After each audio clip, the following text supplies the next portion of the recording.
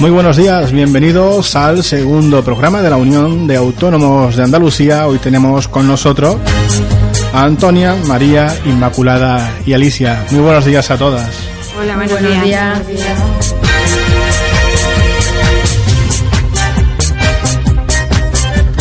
Bueno, comenzamos, por ejemplo, con Antonia. Vamos, coméntanos un poquito quiénes sois cada una de vosotras. Pues bueno, presento primero a Alicia Tejerina, es abogada experta en extranjería y quiere colaborar en el programa de hoy para contestar preguntas desde su sector. Alicia, ¿desde dónde vienes? Bueno, yo soy de Bolivia originalmente, aunque llevo ya aquí afincada pues hace unos 13 años. ¿Y eres experta en qué tema precisamente? En extranjería. Extranjería. Sí. ¿Continuamos, Antonia? Pues por el medio rural tenemos a Inmaculada Idañez, que es presidenta de CERES Andalucía, y va a contestarnos desde su experiencia y sector en la asociación y como productora en el medio rural. ¿Cuál es la asociación que llevas? CERES Andalucía. ¿Y a qué se dedica? CERES Andalucía, una asociación de mujeres agricultoras y ganaderas del mundo rural. Se dedica a la defensa del sector agrario y sobre todo de las mujeres. Y por último tenemos a María, que viene del sector del cuidado social, es presidenta de la asociación Adecuadas y también va a estar aquí hoy respondiendo desde su sector del cuidado social, del trabajo con el cuidado social. Pues bienvenidas a todas, comenzamos el programa. ¿Con qué tema vamos a empezar, Antonia? Pues queremos empezar, por ejemplo, con Alicia, haciéndole la primera pregunta con respecto a la inmigración, ¿no? Alicia, ¿las inmigrantes autónomas tienen algún tipo de beneficio a la hora de pagar la cuota de alta en el RETA, el régimen especial de trabajadores agrarios, autónomos?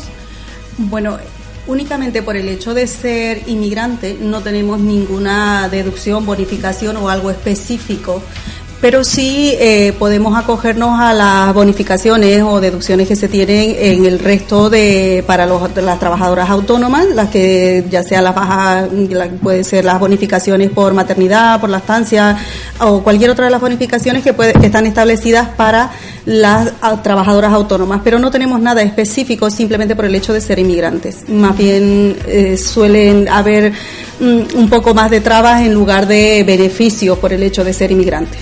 Ajá. Vale, si te parece, Inma, desde las mujeres del medio rural,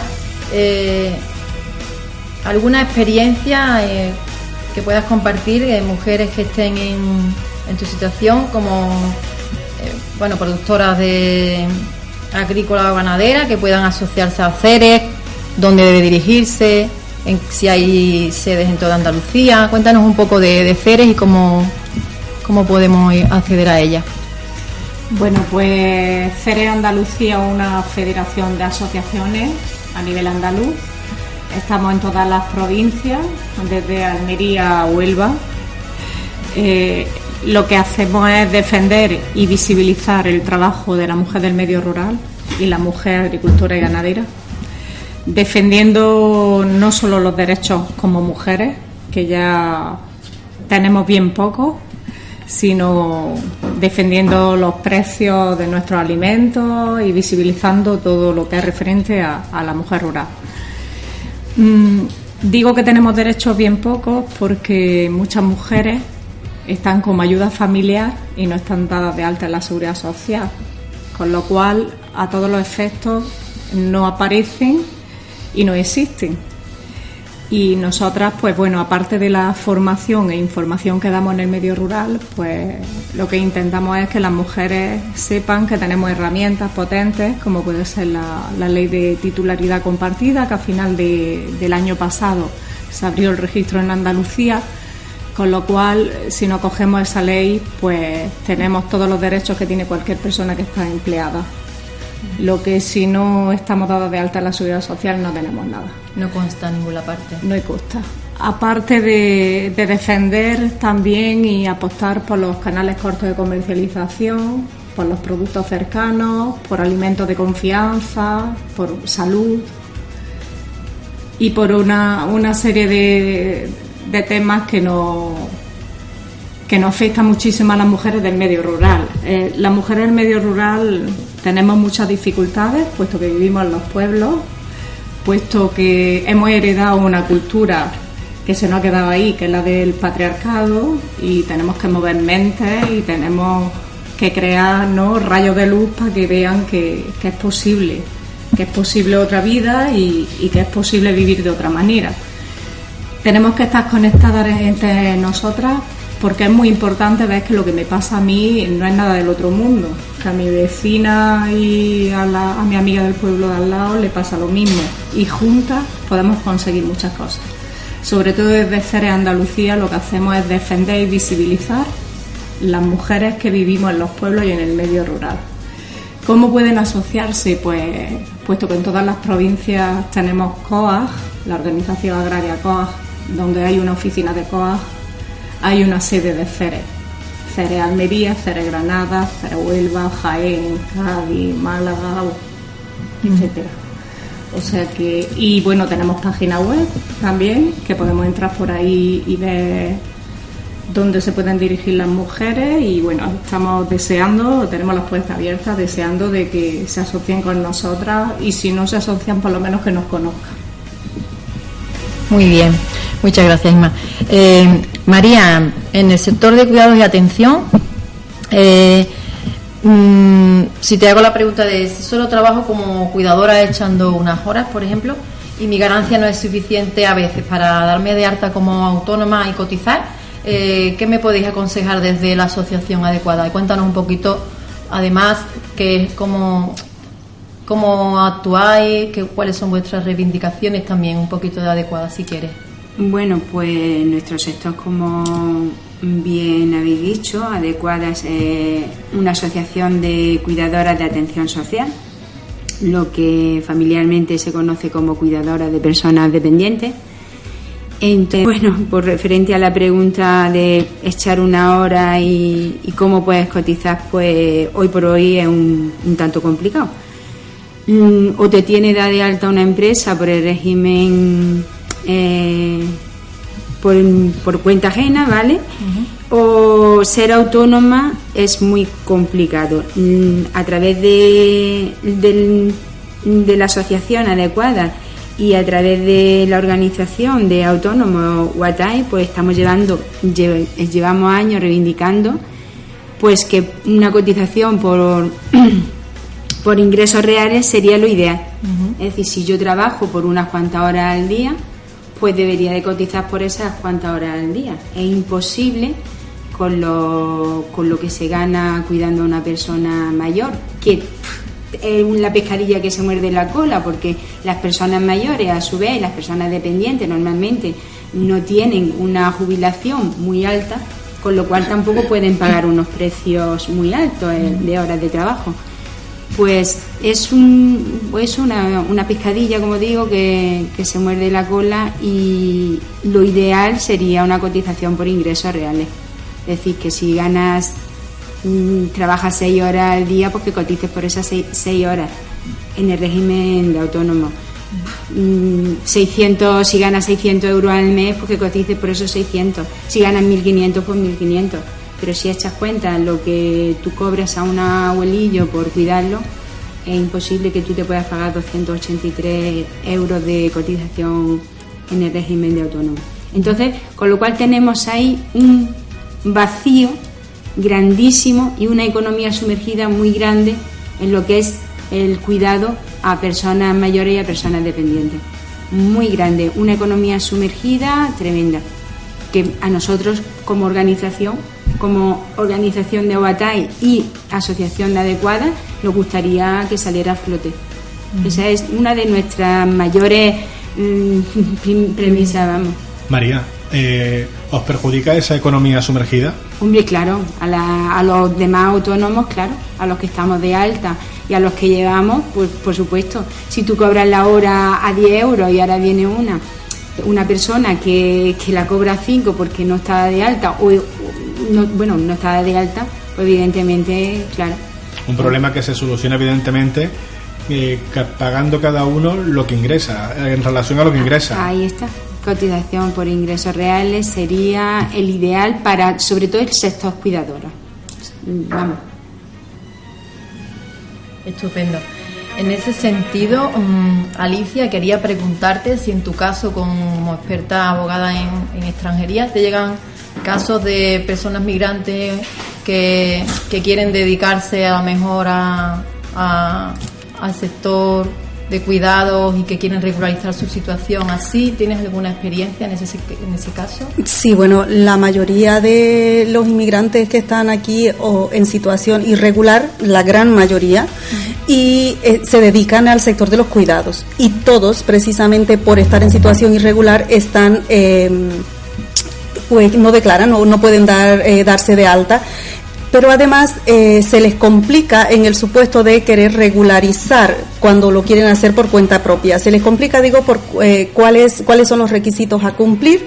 Entonces les resulta tan complicado que al final prefieren continuar de esa manera hasta que encuentren algún empleador que de buena voluntad les pueda ayudar a la regularización por cuenta ajena, porque por cuenta propia es muy complicado. Yo llevo varios años dedicándome a ayudar a otros inmigrantes a regularizar su situación y, vamos, me sobran los dedos de una mano para contar a las personas que se han regularizado por cuenta propia, precisamente porque se entra en un círculo bastante complicado y al final se termina por desistir porque le genera gastos que al final no van a ver los resultados. Entonces, además, como su tarjeta de residencia se les va a emitir desde la fecha de presentación de la solicitud, la vigencia de esa tarjeta es desde la fecha de presentación de la solicitud y es posible que el trámite a día de hoy, bueno, quizá antes de que se digitalice las presentaciones y demás, se podía decir que cuando es por cuenta propia podíamos llegar perfectamente a los 3 meses o más, 3 meses desde que presentamos la solicitud. El trabajo previo a lo mejor tenemos otros 3 meses más. Pero desde que se digitalizó la presentación vamos a llegar seguramente a los 4 meses. Se hizo este cambio para intentar agilizarlo, pero el resultado fue el contrario. Las demoras son mayores. Entonces, pues va a significar un gasto. Como digo, la tarjeta se les emite desde la presentación de la solicitud, quizá desde hace 4 meses atrás. O sea, cuando se les emite la tarjeta ya lleva 4 meses en vigor. Cuando ellos esos 4 meses no han podido efectivamente realizar el trabajo para el que se están dando de alta, no han podido cotizar y además para poder renovar esa tarjeta les van a pedir unas cotizaciones mínimas porque la tarjeta se la dan por 1 año y tendrán que tener unas cotizaciones mínimas para poder renovar. Entonces, claro, si contamos que ya 4 meses no han podido cotizar, ya ha pasado esos 4 meses, en realidad lo que tienen es muy poquito tiempo para intentar cotizar y alcanzar, entonces, claro, alcanzar al mínimo de cotización necesaria para poder renovarse, sin contar que vayan a tener algún tipo de situación por la cual tengan que parar esa cotización, tengan que suspenderla por algún motivo. O sea, es que cuando se inicia, si es que tienen la suerte de que se les dé al final la autorización de residencia por cuenta propia, pues van a tener muy complicado poder renovarlo. Entonces, en previsión de todo eso, se prefiere continuar trabajando, como decimos comúnmente, en negro. Continúan trabajando de esa manera hasta que consiguen un empresario o un cabeza de hogar, una cabeza de hogar que les ayude a la regularización. Y no es lo habitual es que yo te tengo trabajando aquí pues un tiempo y te digo, mira, cuando tú cumplas los 3 años más o menos, yo te hago el contrato para ayudarte a regularizar. Pues cuando ya veo que voy cerca de los 2 años y pico, empiezo o a sobrecargarte de trabajo o empiezo directamente a quejarme del trabajo que realizas para poder despedirte o para que tú te canses y te vayas y no te hago el contrato, no te regularizo y no pago la cotización de la Seguridad Social. Así es, efectivamente. Poca sensibilización y concienciación de las familias, ¿no? En este caso. Lamentablemente es muy común. Vale.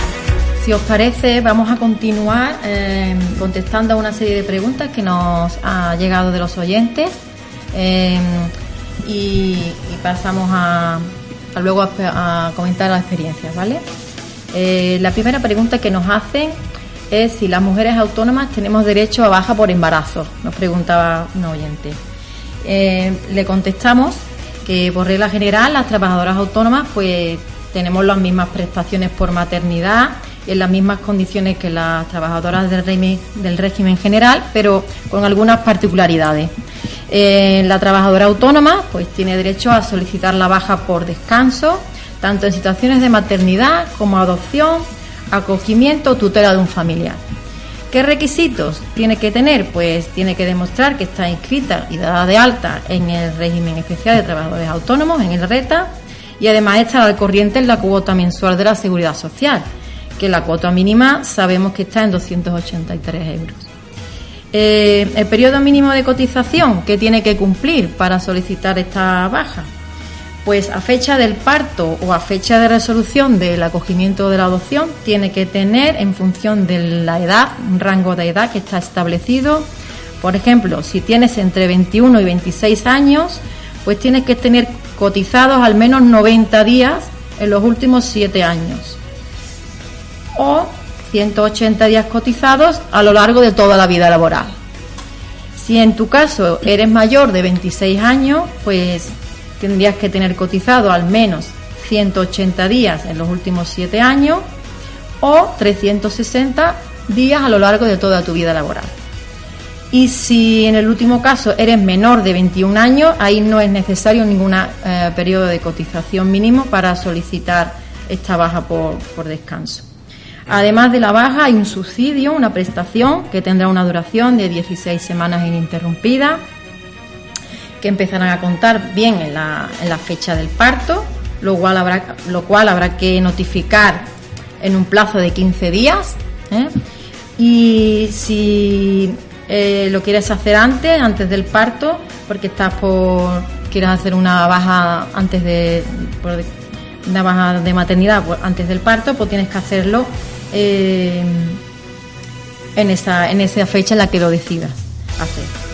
No obstante, en el caso de que necesites hospitalizarte en otros supuestos, pues ese plazo de 16 semanas de descanso ininterrumpido puede incrementarse. Además, le contamos a esta oyente de la pregunta, puedes transferir el disfrute de 10 de estas 16 semanas de descanso al otro progenitor. Eso sí, las 6 semanas inmediatamente posteriores al parto, tienen que ser disfrutadas de manera obligatoria por la madre. Bien, ¿cuánto es la cuantía de este subsidio por baja maternal? Pues será el 100% de la base reguladora por la que estés cotizando, que si es la mínima, estamos hablando en el 2019 de 944,40 euros. En la base mínima de cotización, pues sería la cuantía del subsidio el 100%, ¿vale? De eso. Y la novedad con respecto a este tema del año 2019 es que una vez que las mamás autónomas que han cesado su actividad o interrumpido por esto de la baja maternal, pueden incorporarse de nuevo a la actividad con una tarifa plana de 60 euros al mes, sin tener que esperar a los 2 años después del cese. Es como novedad, ¿vale? Esperamos haber respondido a la pregunta correctamente y ampliamente.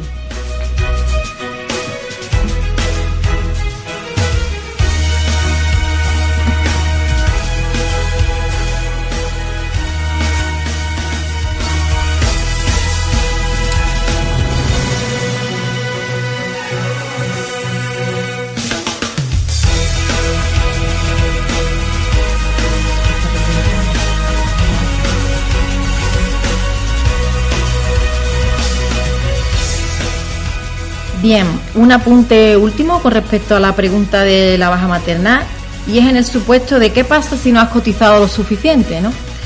Pues existe una pensión no contributiva por maternidad también, y la duración de este subsidio se reduce a 42 días naturales desde la fecha del parto, aunque también puede verse extendida si ocurre algunas circunstancias, como si eres familia numerosa, familia monoparental, has tenido parto múltiple, o cuando el padre o la madre pues están afectados por alguna discapacidad igual o superior al 65%. En este caso de no haber cotizado, sí se puede cobrar una cuantía de 537,84 euros al mes, que está estipulada para el 2019. En esta segunda opción de la baja por maternidad, también la madre autónoma queda exenta de cotizar. Ahora sí.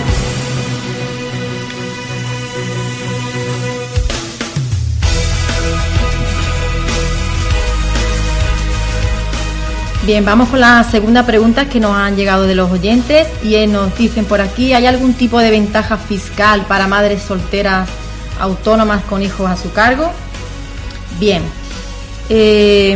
existen varias, voy a comentar solamente las dos principales, y es la bonificación para autónomas con respecto a la conciliación familiar vinculada a la contratación. Se bonifica la cuota mensual de la Seguridad Social al 100% durante 12 meses si vas a cuidar a un menor de 12 años o a un familiar hasta segundo grado por afinidad o consanguinidad, con dependencia o discapacidad en un grado mínimo del 33%. Es decir, durante ese primer año no pagas cuota mensual de la Seguridad Social. Ahora sí, tienes la obligación de contratar a alguien que te sustituya mientras tú sigues dado de alta en el RETA.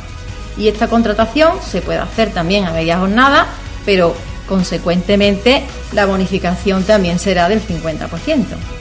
Y una vez que vuelvas a estar activa, pues tendrás que mantenerte de alta como mínimo otros 6 meses. La segunda ventaja fiscal que podéis tener sería como ayuda para madres autónomas la deducción en el IRPF. Si tienes un hijo, puedes deducirte del IRPF 1.200 euros anuales hasta que tu bebé cumpla los 3 años. Y puedes percibirlo mensualmente en cuotas de 100 euros si es que así lo solicitas, o en un pago único. Requisito que tienes que tener para solicitar esta deducción: pues haber cotizado un mínimo de 15 días en el mes en el que se solicita la ayuda y cumplimentar la solicitud en el modelo 140 en la oficina de la agencia tributaria o a través de la página web en el caso de solicitar la deducción anticipada de la ayuda.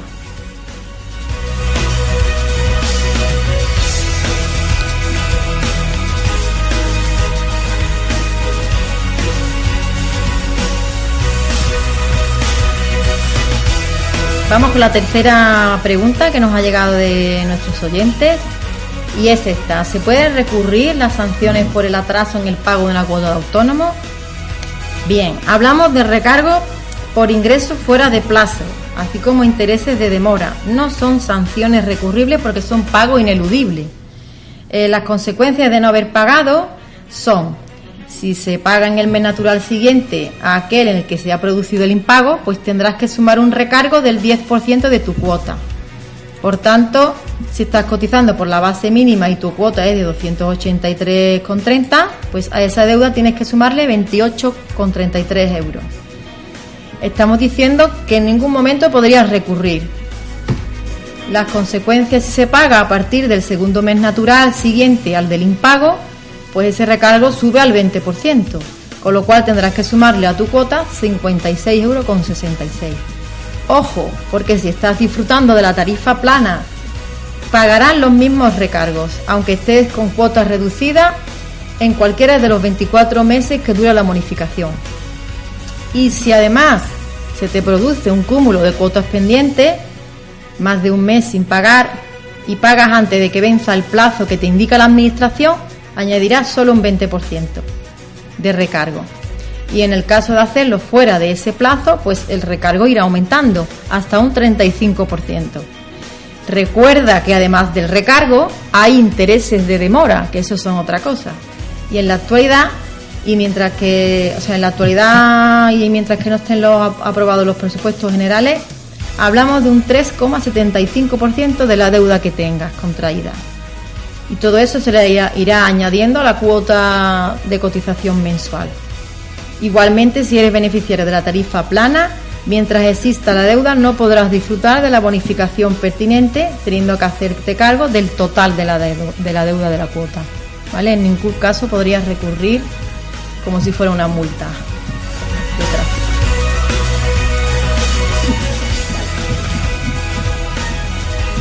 Y pasamos ahora a las preguntas abiertas Alicia, Inmaculada, María, Antonia. Preguntas abiertas ya para realizar un debate entre vosotras, como por ejemplo, ¿qué medidas deberían tomar los responsables políticos para paliar la desigualdad en cada sector? A ver, bueno, empiezo yo. Venga, Alicia. Sí. A ver, yo creo que al menos en lo que se refiere a los inmigrantes, con los años la ley 4/2000, que es la que rige a los inmigrantes que provienen de terceros países, pues se ha ido endureciendo no solo con respecto a los requisitos para poder regularizar, sino también con respecto a las sanciones que se imponen por las infracciones estipuladas en esta ley. La más común es el permanecer en territorio nacional sin tener la autorización de residencia y trabajo, o estar trabajando sin tener la autorización de trabajo. Entonces, como esos requisitos se han ido endureciendo, o al menos la forma de aplicarlos es lo que se ha ido endureciendo, pues creo que lo que se podría hacer es ciertas modificaciones. Sería fantástico si las modificaciones se hicieran en la ley, pero por lo menos en cuanto a los criterios de aplicación, tanto para las sanciones como para los requisitos. Por ejemplo, pues sin ir más lejos, cuando la sanción impuesta para cuando se les incoa un expediente de expulsión a las personas que están aquí en situación irregular, tenemos dos formas de incoar ese procedimiento, que es el procedimiento preferente o el procedimiento ordinario. El preferente está previsto para supuestos especiales, pero lamentablemente de hace ya unos 2 o 3 años atrás, el único procedimiento que se incoa es el preferente. Yo llevo ya por lo menos 3 años sin ver ningún procedimiento ordinario. En este procedimiento los plazos son un poco mayores, tiene más tiempo de recaudar documentación para poder justificar el motivo por el cual se encuentran en esa situación, como por ejemplo conseguir un empadronamiento, presentar el pasaporte, presentar pues que tienen domicilio conocido. Pero en el procedimiento preferente ese plazo es mucho más corto, son 48 horas y 48 horas de reloj, sin importar si estamos en festivos, en fines de semana o da igual. El plazo cuenta, y una vez que ese plazo pasa, si no se ha presentado documentación, y muchas veces aunque se presente la documentación, por mucho que se corra y se presenta la documentación, la respuesta siempre va a ser la misma, la expulsión. La propuesta de resolución viene con una expulsión y una prohibición de entrada, y al final la resolución final desde la subdelegación de gobierno aquí en Sevilla suele ser también, la mayoría de los casos, la expulsión y una prohibición de entrada. Entonces, cuando la ley prevé también la posibilidad para esta misma infracción, la posibilidad de una multa, dentro de los criterios de cómo se aplica este procedimiento, se ha olvidado de la multa, se ha dejado a un lado de la multa y se va directamente por la expulsión. Entonces, pues si ponemos dificultades para que se puedan regularizar, y luego además ponemos dificultades para intentar mantener el hecho de estar aquí viviendo, y únicamente los expulsamos, lo único que estamos haciendo es que al final estamos, en muchas de las situaciones estamos rompiendo núcleos familiares, porque hay gente que tiene ya a su familia aquí y a lo mejor él, por la situación particular, no ha podido regularizarse, pues lo estamos sacando del país, y además poniéndole una prohibición de entrada que muchas veces puede llegar inclusive hasta los 10 años. Y una prohibición de entrada que va a contar desde cero nuevamente cada vez que el extranjero intente entrar sin haber cumplido el plazo que se le ha puesto. Entonces, si a lo mejor pues tenemos prohibiciones por 3 años, por 5 años o, como decía antes, inclusive hasta los 10 años, pues si ese extranjero vuelve a entrar en algún momento antes de cumplirlo y tenía impuesta una prohibición de 3 años, a lo mejor esos 3 años pueden convertirse en 6, en 9, porque otra vez vuelve a contar desde cero. Si se lo coge a lo mejor entrando a España antes, a los 2 años y medio, va a volver otra vez para afuera y otra vez desde cero empieza a contar sus 3 años nuevamente. Entonces, pues por lo menos modificar esos criterios, para que, entiendo yo que el estar aquí en situación irregular es una infracción además que como está prevista debe llevar una sanción, pero facilitar de alguna manera el que se puedan regularizar, el que puedan cotizar, el que puedan aportar, y no estar aquí simplemente pues favoreciendo la economía sumergida, porque aunque tengan prohibido trabajar, la mayoría lo hace. La mayoría trabaja porque tienen que vivir de algo, entonces la mayoría trabaja, pero es que no pueden cotizar, no pueden aportar. Y luego, con respecto a los requisitos, también, como digo, los criterios se han ido endureciendo cada vez más, y cuando nos hablan de la capacidad económica, por ejemplo, es un criterio que no está muy bien definido, es en la ley, entonces nos dicen que se debe de probar la capacidad económica y hacen la referencia al IPREM, que, como decías antes, eran 537 euros, lo que más o menos va a ser para valorar si ese extranjero que está queriendo regularizar a un familiar tiene la capacidad económica para poder hacerlo, es el criterio que se usa, pero dentro de extranjería en realidad no se utiliza únicamente el IPREM según dice la ley, los 537, sino que además hay que probar que no solo es que yo tengo esos 537 euros para mí, además tengo el 50% para cada uno de los familiares que viven conmigo y además el 50% más para el que quiero traer o el que quiero regularizar. Además de eso, debo probar pues que tengo un domicilio donde proporcionarle para que él viva, que tengo un contrato, ya no solo que tenga un contrato en vigor, que es lo que dice la ley, que yo debo probar que tengo unos ingresos, por tanto esos ingresos pueden venir porque tenga alguna actividad laboral, porque tenga ahorros en una cuenta de banco, pero ya no solo eso, sino además que debo probar de que esos ingresos yo los tengo y los voy a seguir teniendo durante el tiempo que dure la tarjeta de residencia que le van a dar a mi familiar.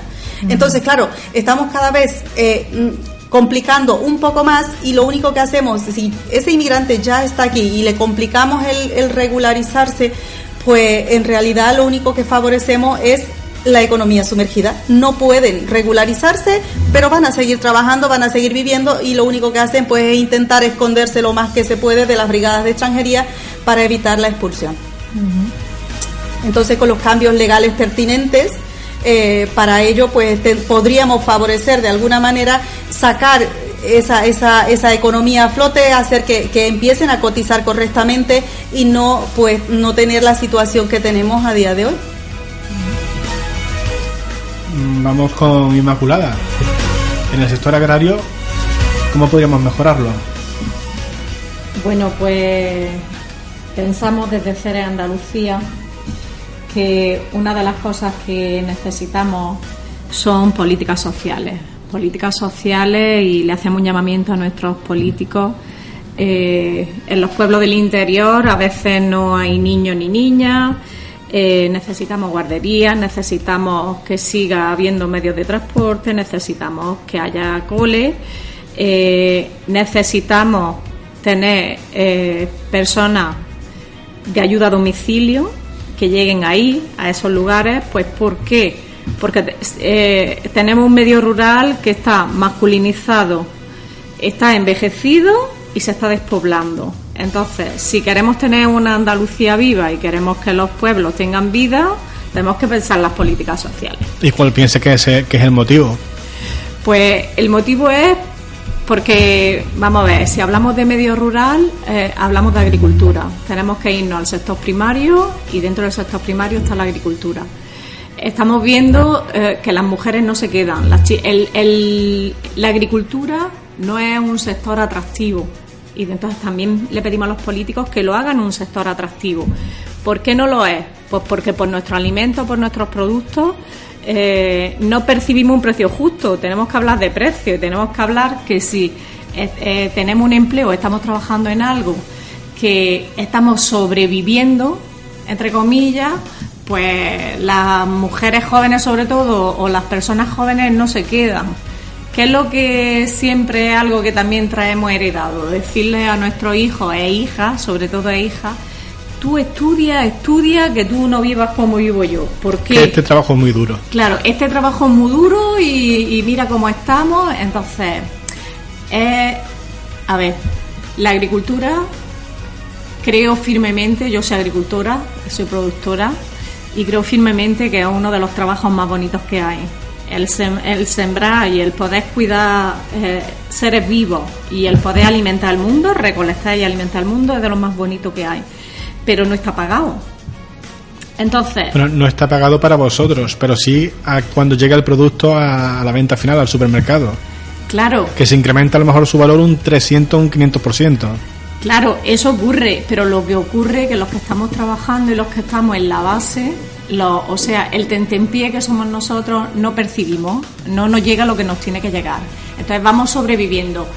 ¿Cómo hacemos que los chicos y las chicas jóvenes se queden en los pueblos? Pues haciendo de la agricultura y de los pueblos y del medio rural un sector atractivo, pagándonos lo que se tiene que pagar por nuestros productos, que no pedimos nada del otro mundo, simplemente pedimos unos precios justos, los cuales nosotros podamos vivir del campo y los consumidores y consumidoras puedan alimentarse bien a un precio justo también. De esa manera, pues, ¿qué es lo que hacemos? También tengo que decir que Andalucía es una de las comunidades autónomas de España en las cuales hemos tenido más solicitudes de incorporación de jóvenes, de chicos y chicas jóvenes del Estado español. Con lo cual sí que le estamos inculcando a nuestros hijos que se queden, pero la realidad es otra. Cuando acabamos campaña o cerramos ciclo y no llegamos a cubrir costes, pues eso hace que los chicos y chicas jóvenes digan, yo cago aquí en el pueblo, yo me voy. Luego también otra cuestión que quiero tocar es que a la hora de la educación, cuando hablamos de población y de atractivo, en muchos libros aparecen las ciudades y aparece el asfalto y hay que resaltar que del asfalto no nos alimentamos. Que también, o sea, dicen que una foto vale más que 1000 palabras. Y si en vez de salir un edificio con una carretera de asfalto y población y gente moviéndose, sale un medio rural, una casita rural, unos árboles, unos animales, salen alimentos, de esa manera le estamos inculcando a los niños desde pequeñitos de que es posible vivir en los pueblos, que nos vamos a alimentar, que vamos a tener una vida sana, saludable y que vamos a gozar de la naturaleza y de una serie de cosas que en las ciudades pues no las tenemos. Así que también con el tema de la titularidad compartida, yo también hago un llamamiento porque la Junta de Andalucía tiene que divulgar esta ley, tiene que llegar la información, aunque las organizaciones agrarias y las asociaciones como CERES Andalucía lo estamos haciendo, pero también tienen que meter cuñas publicitarias donde se informen a la población andaluza de que existe una ley en la cual las mujeres pueden incluirse y pueden estar dadas de alta en la seguridad social. ¿Por qué? Porque estamos hablando de derechos. Aparte de todo lo que conlleva, estamos hablando de derechos y toda persona que está empleada tiene que tener sus derechos y tiene que estar dada de alta en la seguridad social.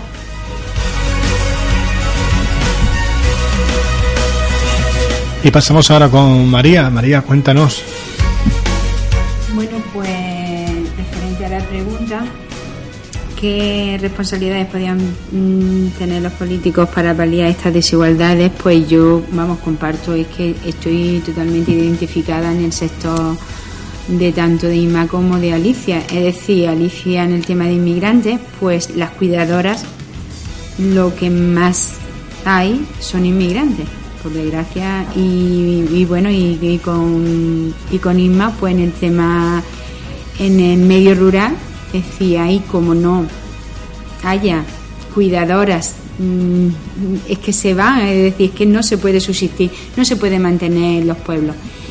Es decir, lo que nosotros pedimos y reivindicamos, pues es que tengamos las mismas facilidades que en el régimen general, que las autónomas que nos dediquemos a cuidar a personas mayores podamos tener los mismos derechos que en el régimen general. Si yo me voy a un pueblecito o vivo en un pueblecito y tengo a 4 abuelos y en esos 4 abuelitos que los ayudo a vivir el día a día y le hago 6, 8 horas, pues que yo pueda estar dada de alta de autónoma por esas horas que cotizo. Y vuelvo a insistir en las 4 palabras que creo que voy a reivindicar hoy mucho, que es cotización por ingresos reales. Es decir, si no es que vamos a una economía sumergida, tanto en inmigrantes como en el medio rural, bueno, como en ciudades, ¿no? Pero ahí se da más. Es decir, ¿dónde van los inmigrantes? ¿Dónde se esconden, como decía Alicia, para que no me encuentren y no me expulsen del país? Pues en una casita, cuidando a un abuelito, donde me da la comida y por 4 euros pues me quedo y vivo aquí y mando el dinero que me den a mi familia fuera. Entonces, pues eso se da mucho en lo que es en ayuda a domicilio, muchísimo. Las empleadas normalmente Normalmente, hay de todas, pero normalmente son inmigrantes. Antonia, moderadora de este programa, cuéntanos. Bueno, pues yo como dentro de los servicios técnicos de UATAE coincido con María que para el sector de autónomos y autónomas es imprescindible paliar las desigualdades con respecto a la cotización, como bien decía ella, cotización por ingresos reales. Hasta que eso no se produzca hay una gran desigualdad porque en el mismo rango de ingresos pago la misma cuota mínima, cobre 200 euros, cobre 10.000. Entonces, esas desigualdades se van a producir mientras que la normativa no se cambie. En ese sentido, UATAE está reivindicando constantemente que esa medida se apruebe, que ya el gobierno de Pedro Sánchez tenía la intención y esperamos que cumpla la palabra de que vaya hacia adelante esa medida de ingreso cotización por ingresos reales. Es fundamental adaptarse a la realidad de cada trabajador autónomo y autónoma. Es que si no, como bien decimos, la economía sumergida va a seguir ahí.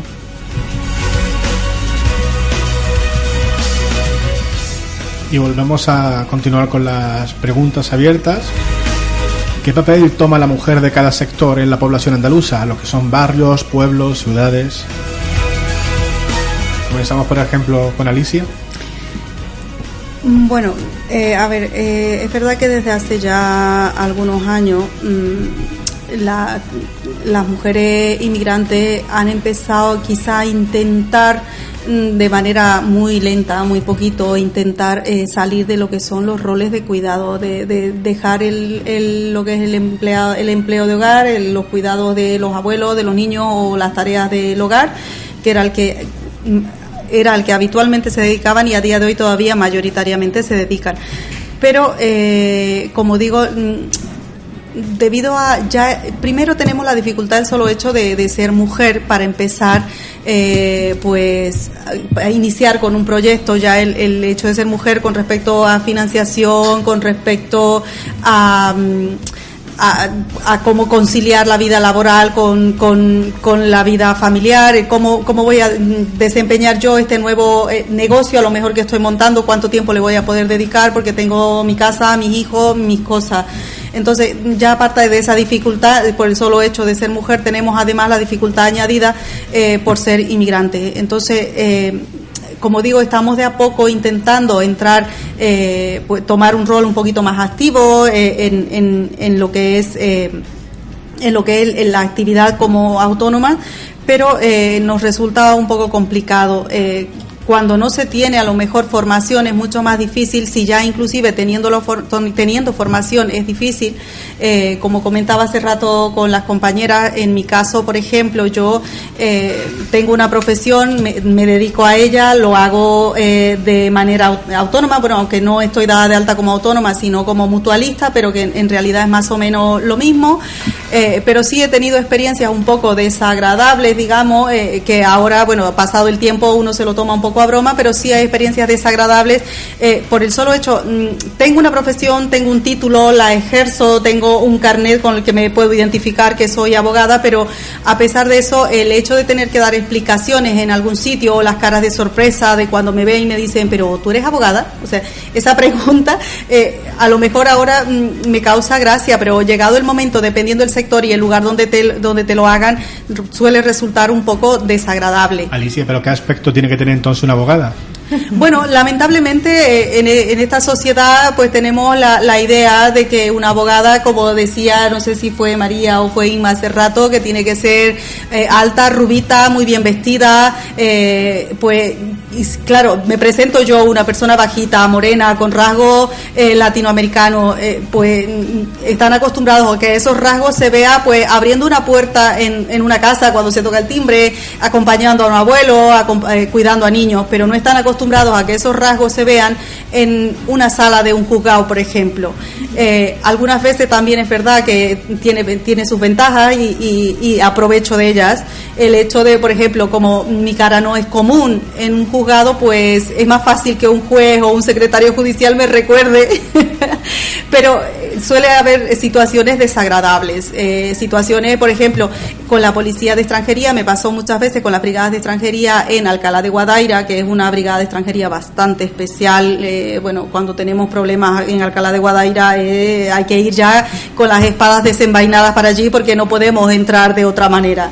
Entonces, cuando me ha tocado ir para allí, muchas veces, claro, tienen a un inmigrante ilegal detenido.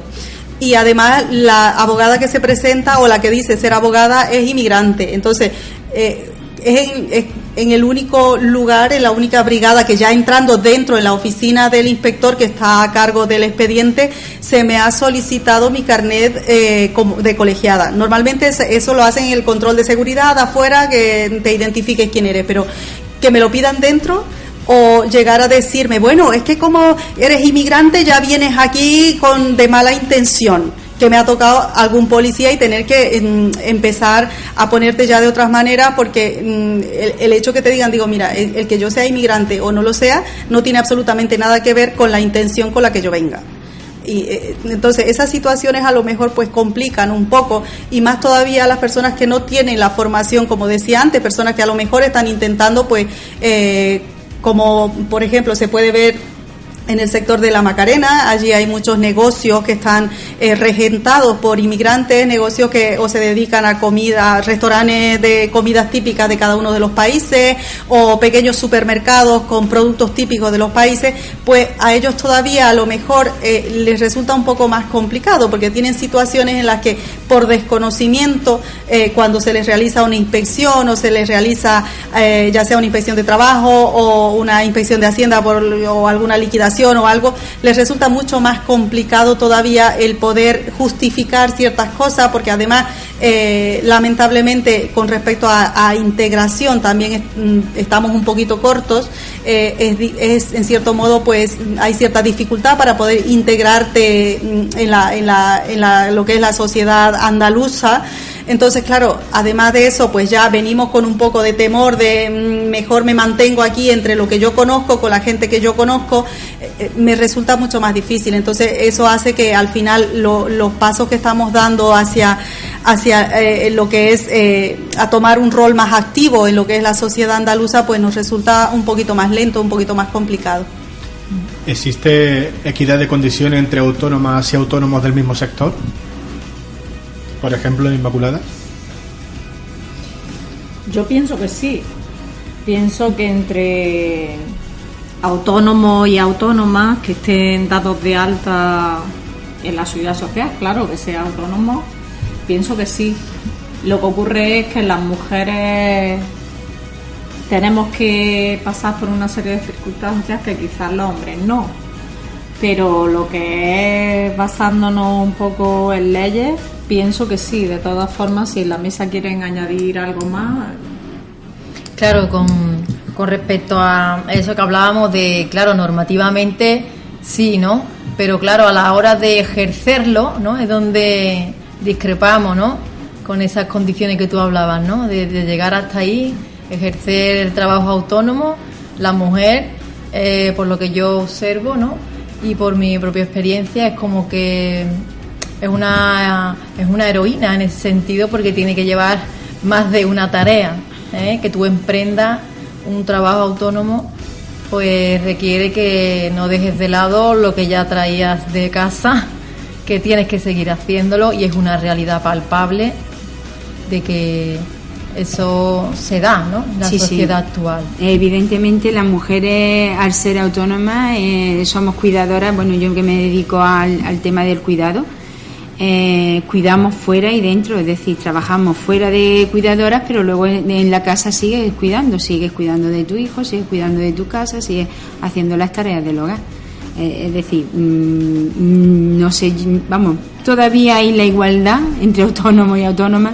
No, entre personas no se ha conseguido. Por mucho que queramos, por mucho que nosotros, sí, nuestros hijos posiblemente llegarán algún día a esa igualdad, pero ahora mismo las mujeres seguimos teniendo el rol de llevar la voz cantante en la casa y por supuesto no creo. Inmaculada nos quiere comentar algo. Sí, yo me refería que a nivel de que un hombre sea autónomo o una mujer sea autónoma, a nivel de derechos es el mismo, pero claro, está claro que las condiciones no son las mismas. Además, los mayores, las personas mayores suelen, las cuidadoras en todos los aspectos son unas mujeres. Sí. De las parejas, de los hijos y de las personas mayores. Con lo cual, una mujer autónoma no lleva el mismo peso encima que puede llevar un hombre. Eso nunca jamás. Al otro nivel sí, porque puesto que cotizan los dos, claro, pero luego nos vamos a que si hay igualdad entre hombres y mujeres, hay muchos más hombres que son autónomos y dados de alta y mujeres que no aparecen en ningún sitio, con lo cual yo por lo menos diría que en el sector agrario o en cualquier sector no hay igualdad, claro que no hay una igualdad real entre hombres y mujeres, sean autónomos o no lo sean. Ya no, y en el sector cuidado igual, es decir, pasa lo mismo, en el sector cuidado la mujer, el 99% es la que se dedica a cuidar. Y bueno, si eres cuidadora fuera de la casa, luego dentro de la casa no vas a ser cuidadora, si es que es tu profesión además, pues más todavía. Y la trabajadora autónoma a corta distancia con el trabajador autónomo, ¿qué opináis? Bueno, pese a lo que estamos diciendo, las estadísticas dicen que cada vez hay más autónomas con respecto al crecimiento anual, el porcentaje de crecimiento anual, no al cómputo total. Sí. Sin embargo, dicen estadísticamente que... Porque yo creo que la mujer no estamos buscando más nuestro trabajo acorde a nuestras condiciones y a nuestro, ¿cómo diría yo?, a nuestras posibilidades. Es decir, ahora es verdad que yo personalmente voy a hablar de mi caso, al ser una mujer separada, divorciada, pues hacerme cargo de mi hijo, yo me tenía que buscar un trabajo donde yo pudiera compatibilizar la vida familiar con la laboral. Yo no podía trabajar en una empresa en unas horas y no podía, imposible, y cuidar a mi hijo. Entonces, ¿de qué manera podía yo sacarlo adelante? Pues haciendo mi propia empresa, trabajando para mí y adaptándome yo mi horario. Entonces, vamos a pasar a otra pregunta que tenemos aquí, que dice si es posible la conciliación laboral para una mujer autónoma con la familiar. Yo pienso que sí. No sé lo que opinan mis compañeras, pero en mi sector, evidentemente. Si tú trabajas para una empresa, la empresa te va a marcar el horario, te va a marcar tu cuadrante y de ahí no te puedes salir. Sin embargo, si tú trabajas para ti, pues tú te vas adaptando tu horario según tus necesidades. Entonces, en mi sector, lo ideal sería eso, es decir, que hicieran unas políticas que las mujeres que estamos cuidando pudiéramos estar dadas de alta, que lleváramos nuestra cabeza bien alta diciendo: yo estoy dada de alta y estoy trabajando cuidando a 3 abuelos, pero estoy dada de alta, ¿no? Entonces sería lo ideal. Yo diría que en el sector agrario las mujeres y las mujeres agricultoras y ganaderas somos únicas en conciliar, porque estamos acostumbrados durante toda la vida a hacerlo.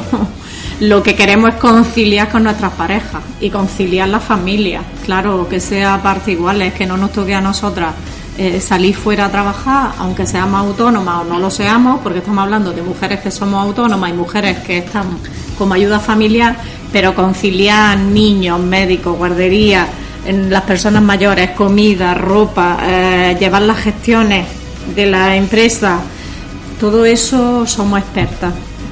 En tu caso, sí, bueno, a ver, creo que se puede conciliar hasta cierto punto. Siempre va a haber algo que tengas que descuidar, va a haber algo que tengas que dejar de hacer para poder compatibilizar de alguna manera, cosa que creo, que a lo mejor estoy equivocada, pero creo que no sucede con los hombres.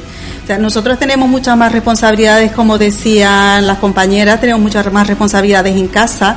Por ejemplo, yo en mi caso no tengo niños, pero a pesar de eso tengo considero que tengo un poco más de responsabilidades, pero quizás responsabilidades que yo misma me añado a mi trabajo. Entonces tengo en casa ciertas responsabilidades que si tuviera niños, yo, al menos yo, creo que no sería capaz de compatibilizar, de llevar todo al ritmo que lo llevo a día de hoy. O sea, va a haber algo que voy a tener que dejar de lado, algo que voy a tener que descuidar un poco o realizarlo a lo mejor de una manera que no es la que a mí me gusta, pero lo tengo que hacer así porque tengo que dedicarle el tiempo que yo le dedicaba antes a esto, a esta otra cosa. Entonces, es hasta, como se decía, que se compatibiliza, pero hasta cierto punto, y no debería de ser así. No deberíamos tener que elegir entre si le dedico a esto o le dedico al otro, sino que deberían de haber políticas sociales en las que se nos ayude para esa compatibilización de manera correcta, porque a día de hoy la estamos haciendo, pero entiendo que no es de manera correcta porque hay algo que estamos descuidando siempre. Entonces, intentar hacerlo de manera correcta.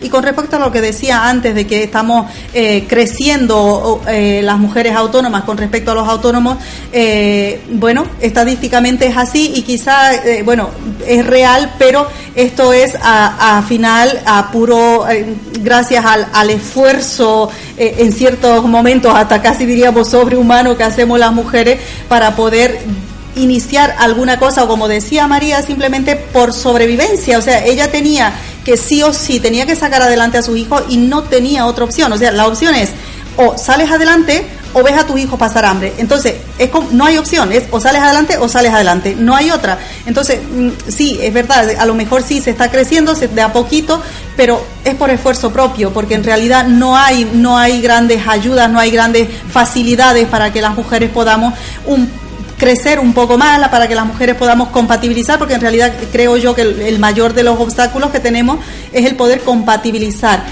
Nosotras se nos ha inculcado desde pequeñas pues a que somos las responsables de la casa, somos las responsables de los cuidados de los hijos, de los cuidados inclusive del marido, aunque el marido sea perfectamente capaz de cuidarse por cuenta propia, pero tenemos eso inculcado desde la cuna. Entonces, pues nosotras sentimos que estamos haciendo algo mal cuando dedicamos más tiempo al trabajo que el que deberíamos dedicar al hogar. Entonces nos sentimos culpables, cuando en realidad lo único que estamos haciendo es intentar hacer lo que hacen los demás, pero tenemos esa culpabilidad encima.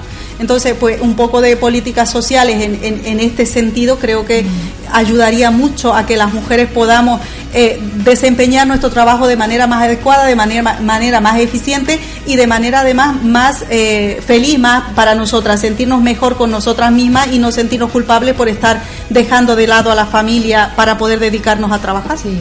También me gustaría añadir que necesitaríamos un cambio de paradigma, porque la conciliación es familiar, no es que nosotras tengamos que conciliar, tiene que conciliar toda la familia. Entonces, como que recae todo sobre la mujer autónoma y los hombres también tendrían que conciliar, porque si todas las partes no intervienen, no se puede hacer, ¿no? Y en ese sentido también haría falta como esa parte de sensibilización, concienciación, y las medidas sociales tienen que ir enfocadas también en eso, ¿no?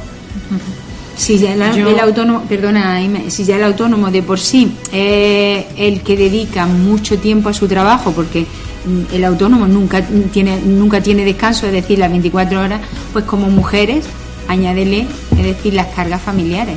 Pues todavía descuidar, como decía Alicia, no sé lo que descuidaría, pues te descuidas tú.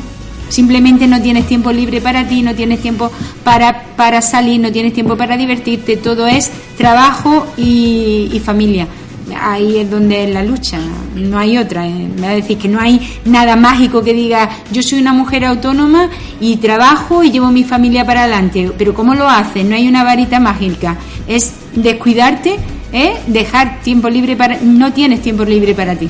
Nos estamos quedando sin tiempo, pero sí. Inmaculada quería comentar algo. Sí, y yo quería comentar que, como decía anteriormente, que las mujeres somos expertas en conciliar, pero necesitamos a nuestras parejas, hombres, de la mano para hacer una conciliación familiar. Es muy importante, y quiero resaltar, que la imagen que demos de familia a nuestros hijos e hijas, estamos hablando que van a ser el futuro.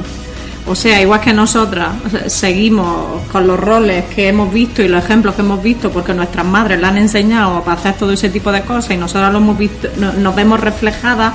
Si nosotras ya cambiamos, esa conciliación es familiar y todos vamos a trabajar para que eso sea así, todos y todas, pues nuestros hijos e hijas pensamos que en un futuro habrá conciliación en la familia. Pues si alguna tiene algo más que añadir.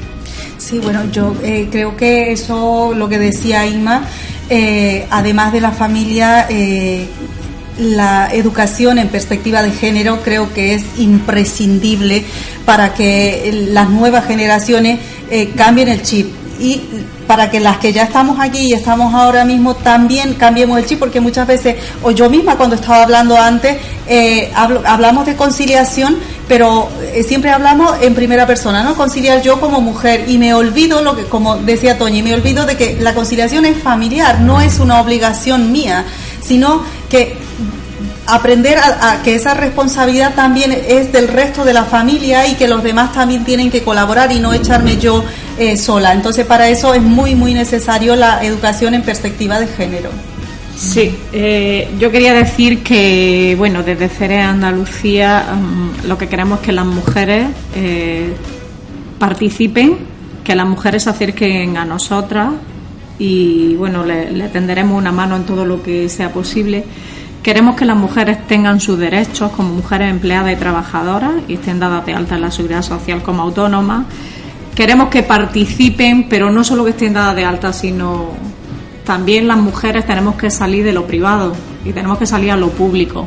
¿Y qué es participar? La información es poder y tenemos que estar en los órganos donde se deciden, porque hasta ahora yo como mujer no me veo representada ni en cooperativas, ni organizaciones agrarias, ni comunidades de regantes, ni en todo lo que tenemos alrededor las mujeres. ¿Cómo podemos aportar estando ahí? ¿Por qué? Porque aunque somos iguales, somos diferentes y las mujeres tenemos mucho que decir y mucho que aportar. Entonces invito a las mujeres que me estén escuchando que se acerquen a nosotras y bueno, y que podamos hablar y podamos ver de qué forma. La invitamos a que participen activamente en todos los órganos y hacerlas partícipes de nuestras inquietudes. Pues Inmaculada, Alicia, María, Antonia, ha sido un placer teneros en este programa. Muchas gracias por participar. Igualmente, gracias a vosotros.